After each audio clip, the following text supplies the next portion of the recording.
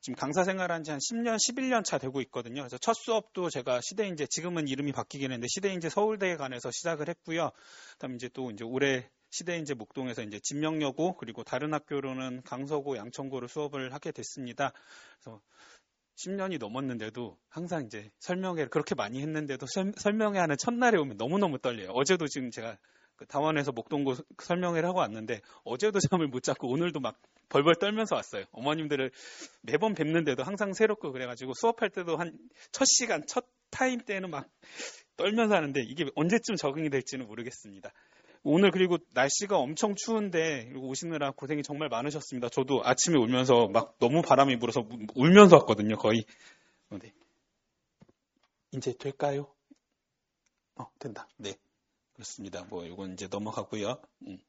일단 제 수업에 대해서 말씀드리기 전에 통합사회랑 한국사가 어떤 식으로 바뀌었는지, 이미 이 추운 날씨에 여기까지 오신 부모님들이라면 교육과정이 어떻게 바뀌었는지 정도는 기본적인 틀은 알고 계실 거라고 생각을 하지만, 그래도 이제 한국사랑 통합사회가 어떤 식으로 바뀌었는지부터 먼저 말씀을 드리도록 하겠습니다.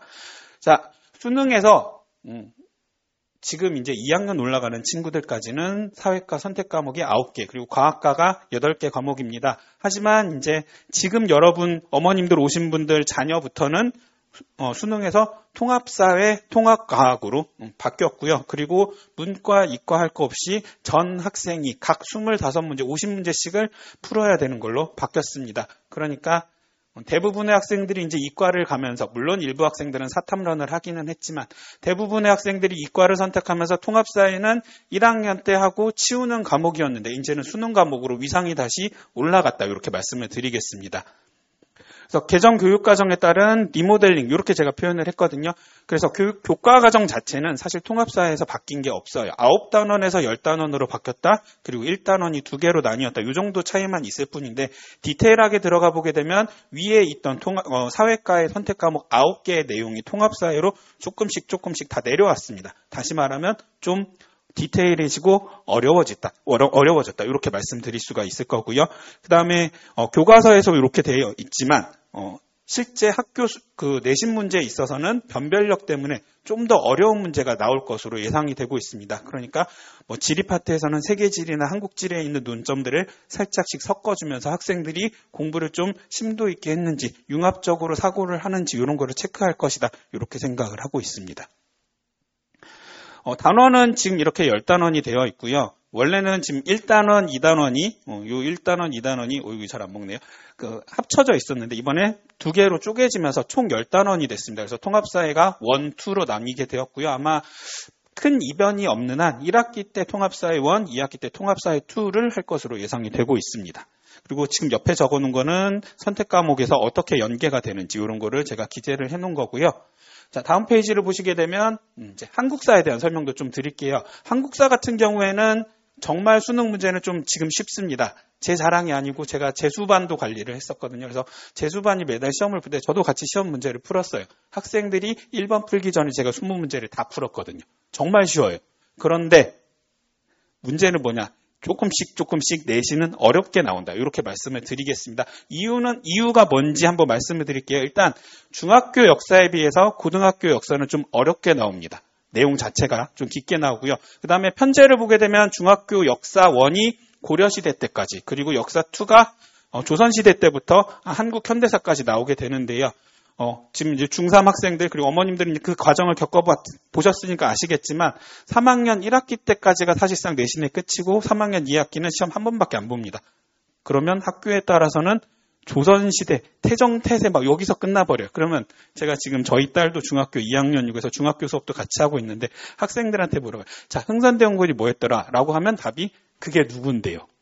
이런 식이 될 수가 있어요. 그런데 수능에서 흥선대원군 이후의 파트가 수능 문제 20문제 중에서 약 60%에서 70% 정도 되거든요. 그리고 지금 단원도 보시게 되면 3단원부터 6단원까지, 그러니까 근현대사의 비중이 굉장히 높은데 학생들은 맨날 주먹도끼만 휘두르고 있습니다. 이러면 공부가 될까요? 안 될까요? 안 되는 거죠. 그래서 한국사에 대해서도 차분히 시간을 들여서 공부를 해야 된다라고 말씀을 드리겠습니다. 자, 그리고 사회과 전 영역의 스페셜리스트가 돼야 된다. 물화생지는 어머님들 다 아세요. 그런데 사회과의 4개의 영역이 뭐가 있나요? 라고 여쭤보면 어머님들이 대답을 못 하십니다. 이유는 뭘까요? 사회에 대해서 학생들도 관심이 없었고 부모님들도 관심이 없었어요. 어머님들한테 제가 질문 하나 드리겠습니다. 중학교 때 혹시 과학학원 보내보셨던 분 손 한번 잠시 들어주시겠어요? 꽤 계시죠? 사회 보내보신 분 없으세요. 애들 공부 안 하고요. 어머님들도 관심이 없으십니다.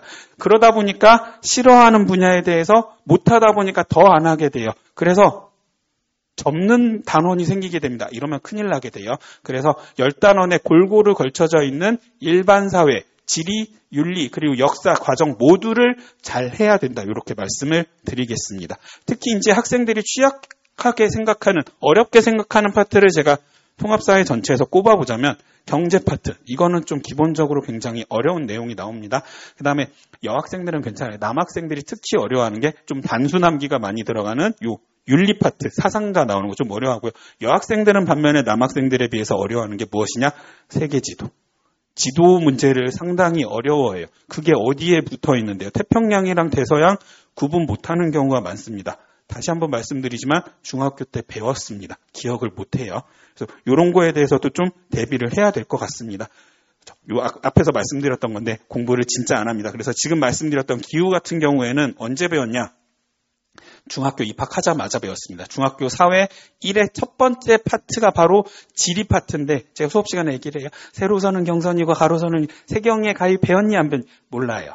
왜냐하면 첫 학기에 자유학기제라서 시험을 안 봤거든요. 그래서 학생들이 깊게 공부를 안 했었습니다. 그래서 학교에서는 분명히 너희들이 초등학교 때 배웠고 중학교 때 배웠고 그리고 우리가 교과 과정이 바뀌었으니까 위에 있는 선택 과목들이 좀 어려운 내용도 가르칠 거야 라고 했는데 저 잘 몰라요. 이렇게 되면 어떻게 될까요?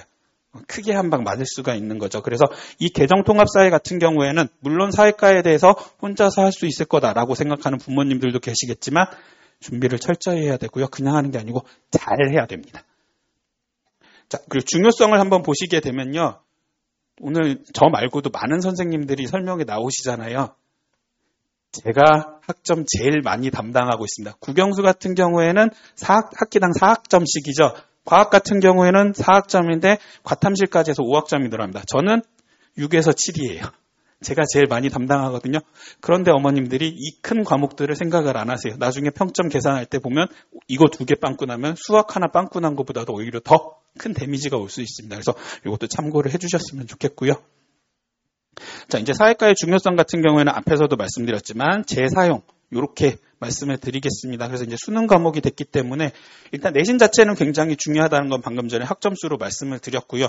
1학년 때 통사랑 한국사 공부 안 해놓으면 2학년, 3학년 올라갈수록 마음이 불안해지기 시작합니다. 나 이거 안 했는데 언제 공부하지? 이런 생각을 하게 될 거예요. 그래서 2학년 때 진로 과목에서 이과를 선택하더라도 사회과 몇 개 정도는 찍어서 공부를 해야 되는 것처럼 기본적으로 계속 공부는 이어져야 되고요. 3학년 때 내가 국영수에 좀 더 투자를 할 수 있도록 그리고 사회에서 기본적으로 깔려있는 베이스가 있을 경우에는 좀 더 높은 등급을 누릴 수 있기 때문에 1학년 때 통사 과목의 중요성이 더 크다. 이렇게 말씀을 드리겠습니다. 그리고 심화학습의 필요성 같은 경우에는 통사 같은 경우에는 아까 말씀드렸던 여러 영역의 선생님들이 단원별로 들어오세요. 그러다 보니까 내가 잘하는 과목이니까 조금 어렵게 나올 수 있다. 이런 것도 한번 생각을 해보시면 될 거고요. 자, 진명여고 내신 같은 경우에는 뭐 다른 선생님들께 많이 들으셨을 거예요. 그래서 간단하게 저는 정리를 했습니다. 잘하는 친구들이 정말 많이 모여서 박터지게 싸운다. 이렇게 표현을 하고 싶습니다. 편차가 굉장히 작아요. 특히 통사 같은 경우에. 그러니까 아차하면 등급이 쭉쭉쭉 떨어질 수 있다. 이렇게 말씀을 드리고요. 거기다가 더 문제는 뭐냐? 문제의 개수가 적습니다. 그럼 어떻게 될까요? 하나라도 실수하면 배점이 크다는 얘기죠. 이런 거를 좀 대비를 해야 된다. 이렇게 되고요. 넘어가 보시게 되면 또 이제 통사의 내신의 특징 같은 경우에는 자료가 저도 이제 여러 학교를 수업을 해봤고 오랜 기간 수업을 해봤지만 잘 안 나오는 자료들이 나와요. 그럼 그 자료는 어디서 왔을까요? 학교 선생님들이 냈다는 얘기죠. 그래서 여러분들 어머님들께서 이런 얘기 들어보셨을 거예요. 선생님들이 수업 시간에 하시는 말씀은 농담이라도 메모 다 해야 된다. 그런 거라고 생각을 하시면 됩니다. 학교 프린트에 있는 건 정말 구석구석까지 체크를 해야 되고요. 그런 거에 대해서도 제가 대비를 하겠습니다. 그리고 또 하나의 특징이 뭐냐? 자료의 길이가 굉장히 깁니다. 그러니까 어머님들 이제 국어 같은 경우에 난이도를 올리려면 평가원에서 어떤 식으로 하냐? 문단을 하나 더 집어넣어 버려요. 제시문에서 문단이 하나 늘어나게 되면 학생들이 읽는데 시간이 더 걸리고 그게 뭘까 또 생각하는데 시간이 걸리면 결국은 시간이 모자라기 때문에 마지막 문제를 날리는 경우가 있거든요. 마찬가지입니다. 진명여고 내신 같은 경우에도 박스형 제시문으로 나온 문제 같은 경우에는 다른 학교에 비해서 3줄, 길게는 5줄, 6줄까지 긴 경우가 있어요. 그러면 마찬가지로 시간이 모자라는 문제가 발생하게 될 수 있습니다. 그래서 길이가 길기 때문에 자료를 빨리 해석하고 독해를 빨리 해야 된다. 이런 문제가 대두가 되게 될 거고요. 그래서 결국은 기본으로 돌아와서 꼼꼼하게 계속해서 반복해야 된다. 이런 결론에 다다르게 됩니다. 그래서 예시로 문제를 하나 가져와 봤는데요. 통합사회 1단원에 나오는 시간적, 공간적, 사회적, 윤리적 4가지 관점에 대해서 이게 뭐에 해당할까요? 라는 문제입니다. 그런데 보통 학교들이 이 정도에서 제시문이 끝나요. 그런데 받고 0.5배 정도가 더 있는 거죠. 일단 읽는데 시간이 많이 걸린다는 거고요.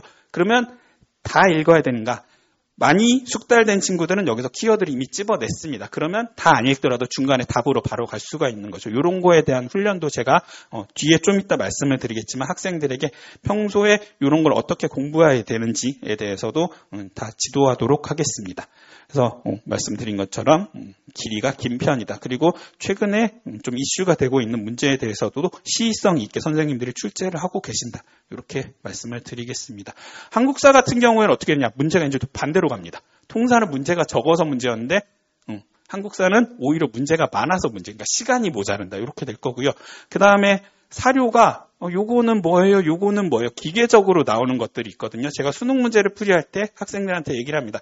동학이 나왔어. 그럼 무조건 집강소야. 3.1운동이 나왔어. 임시정부야. 거의 90%다라고 얘기를 하는데 여기는 그런 게 안 나요. 봤을 때 이게 뭐지라고 생각을 해야 되는 그런 문제가 많이 나오기 때문에 평소에 문제를 좀 많이 풀어봐야 된다. 이렇게 말씀을 드리겠습니다. 이모군란, 그다음에 갑신정변 뭐 굉장히 길어요. 그러니까 1880년대 일을 네가 다 알고 있는지 선생님들이 체크를 하는 거고요. 특히 지금 여기에 선지에 나와 있는 것 중에서 마젠창과 멜렌도르프 같은 경우에는 청나라가 파견한 고문인데 잘 몰라요, 학생들이. 조청상민수령부역장정에 대해서는 내용을 잘 아는데 이거는 사실 학교에서도 비중 있게 가르치지 않는 내용이거든요. 이런 게 나올 수가 있다. 그래서 학생들이 책만 선생님들이 동그라미 쳐준 것만 보다 보면 방심하다가 크게 한 방 얻어맞을 수 있다. 그래서 이런 것까지 챙길 수 있도록 지도를 하겠습니다. 자, 그래서 제 수업 소개를 하자면 일단 제가 학생들이랑 있을 때 떠드는 걸 굉장히 좋아해요. 그러니까 학생들한테 여학생들 같은 경우는 네가 좋아하는 아이돌이 누구니? 그래 NCT니 너는 시티즌이요. 굉장히 얘기를 많이 합니다. 근데 이게 저도 이제 SES 때, HOT 때부터 SM빠였습니다. 그래서 학생들이랑 이런 얘기를 하는 것도 있지만 이런 얘기를 통해서 학생들과 교감을 하기도 하고 이게 실제 사례에 적용될 수 있는 문제를 얘기를 해요. 그래서 제가 방금 전에 얘기했던 것처럼 아이돌 얘기를 했던 거는 나중에 이제 2학기에 배우게 되는 윤리 파트에서 롤스가 얘기했던 무지의 배를 할 때 거기 섞어서 얘기를 합니다. 2학기 때 하는 얘기고요. 이런 식으로 하고 사례는 굉장히 다양하게 얘기를 해요.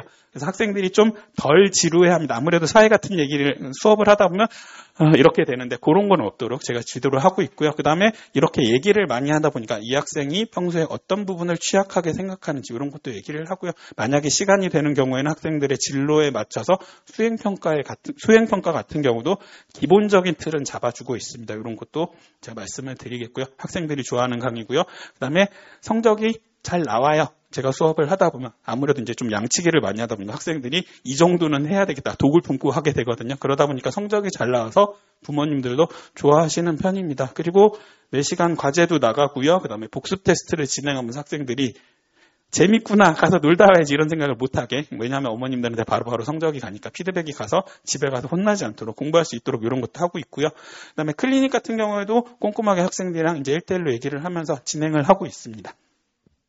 그래서 보시면 한자가 굉장히 많이 들어가 있어요. 제가 좋아하는 한자가 뭐냐, 이게 쌓을 적자입니다. 개념을 쌓고, 그다음 기본을 쌓고, 문제를 쌓고 하면 실력이 쌓인다. 이런 거예요. 그래서 제가 적자를 굉장히 좋아하는데 어머님들 이런 얘기 들어보셨을 거예요. 1만 시간의 법칙. 시간을 많이 투자하면 그게 결과로 돌아오게 됩니다. 물론 국영수하기에 시간이 모자라니까 사회에 시간이 없어요. 선생님 제발 콕콕콕 찍어주세요라고 하는데 제가 진명여고 선생님이 아니다 보니까 아무리 찍어주더라도 빈틈이 나올 수밖에 없어요. 결론은 여러 가지에 대해서 대비를 해야 되는 거고요. 기본적인 양치기는 어떤 과목이든지 필요합니다. 단 그 기본적인 시간을 효율적으로 쓸 수 있도록 제가 도와주는 거고요. 어쨌든 이런 식의 자체 교재, 그리고 진명여고 교과서에 맞는 문제, 그리고 기출문제 이런 걸 통해서 학생들의 사회 그리고 한국사에 대한 적응력을 키워가고 있습니다. 제 교재의 샘플이고요. 그다음에 지금 제가 계획하고 있는 게 지금 개강일이 3월 15일, 3월 16일 이렇게 되거든요. 근데 그 기간 전에 중학교 때 사회에 대해서 학생들이 어느 정도 공부를 했는지, 그리고 3월 말에 있는 그 3월 모의고사 대비가 어느 정도 되어 있는지, 그리고 4월달 내신 대비가 어느 정도 되어 있는지 기초 실력을 알아보기 위해서 진단평가를 실시하려고 지금 계획 중입니다. 그래서 구체적인 날짜는 아직 안 나왔는데, 그래서 이런 거 통해서 학생들의 기본적인 실력을 알아보고 피드백에 대해서도 어머님들께 전달해드리도록 하겠습니다. 그래서 말씀드렸던 것처럼 복습 테스트, 일일 테스트, 과제 같은 건 당연히 나가고요. 수업과 그다음에 학습에 대한 얘기도 어머님들께 피드백을 보내드리도록 하겠습니다. 그리고 클리닉에 뭐 다른 과목이랑 겹쳐서 참석 못하는 경우, 가급적이면 오는 게 훨씬 도움이 되지만, 아니면 공부하다가 급하게 궁금한 게 있어요라고 하면 저한테 카톡 보내면, 저 말로 떠드는 것도 좋아지만 톡으로 보내는 것도 좋아하거든요. 그래서 이런 거에 대해서도 답변할 수 있도록 하고 있습니다. 일단 개강은 지금 3월 15일 토요일 날 오전 타임에 지금 수업이 깔려 있고요. 클리닉 같은 경우에는 오전에 8시부터 10시까지로 일단 시간을 잡아놨습니다. 그리고 지금 요거 가지고는 좀 부족할 수도 있다 싶어가지고 추가로 한 타임 정도 더 열 것 같은데, 구체적인 거는 이게 확정이 되는 대로 수강 신청하시는 어머님들께 제가 연락을 드리도록 하겠습니다. 강의실 사정에 따라서 이 시간도 조금씩 변동이 될 수 있고요. 하여튼 이런 식으로 해가지고 제가 통합사회랑 한국사 수업을 진행하고 있고요. 그 다음에 말씀드린 것처럼 통합사회랑 한국사 과목이 이제 더 이상은 1학년 때 하고 치우는 과목이 아니고 앞으로 계속해서 나아가야 되는 그런 과목이기 때문에 어머님들께서, 그리고 참석해 주신 학생 여러분들께서 사회에 대해서 좀 더 관심을 가지시고, 물론 제 수업을 들어주시면 너무나 감사하겠지만 그렇지 않으시더라도 사회 과목에 대해서 고민을 하고 투자를 하고 공부를 열심히 해야 될 필요성은 충분히 차고 넘친다, 이렇게 말씀을 드리겠습니다.